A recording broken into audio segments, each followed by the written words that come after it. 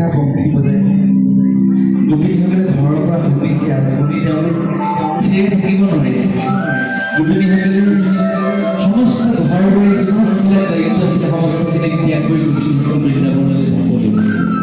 এতিয়া ডাঙৰ কথাটো হ'ল যিসকল গাভৰু তেওঁলোকে দৌৰি মাৰি যাব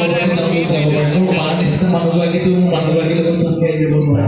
আমাৰ এতিয়া মা যদি নামঘৰলৈ আহে তলত বহিব নোৱাৰে ওপৰত বহাব লাগিব বিভিন্ন ধৰণৰ লেঠা এই বৃদ্ধা গোপিনীসকলেও আহিছিল মন গৈছে কৃষ্ণ আহিলে ভলিউম কৈছে ইমান ধুনীয়াকৈ সেইটো কথা কেনেধৰণে বৰ্ণনা কৰিছে চাওঁ ইমান ধুনীয়াকৈ বৃদ্ধা গোপিনীসকলো ওলাই আহিছে ওলাই আহি আধৰিলেতো আমি চাৰিনৰ ৰাস মন্দিৰৰ ওচৰত ৰখিছোঁ ইগৰাকীও কৈছে তুমিও আহিলা নেকি ইগৰাকীয়ে কৈছে ময়ো আহিলোঁ বোলে আমাৰ জীয়াৰীও নাই ছোৱালীও নাই সকলো বৃন্দাবনলৈ গ'ল দুটা গোসাঁই কি কৰিছে এতিয়া বৃদ্ধা গোপিনীসকলে আলোচনা কৰিছে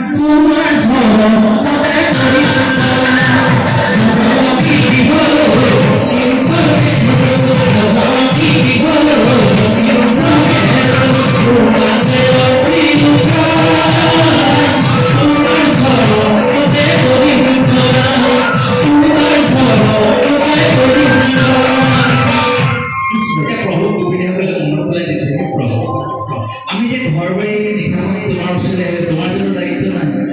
আমাক কোনে আনিলে তুমিহে আনিলে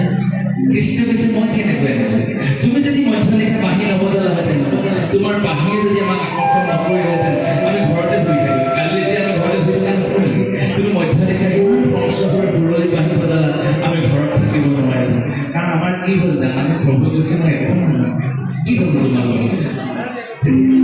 এতিয়া গোপিনীসকলে প্ৰভু কৈছে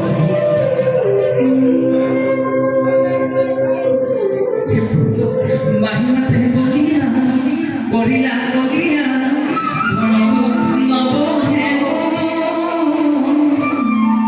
হাৰ পাই মাজি ৰাতি শুনো আমি গান পাতি লৰি আহি পাইলো বৃন্দাবন লৰি আহি পাইলো বৃন্দাবন মাহিমাতে বলিয়া কৰিলা বলিয়া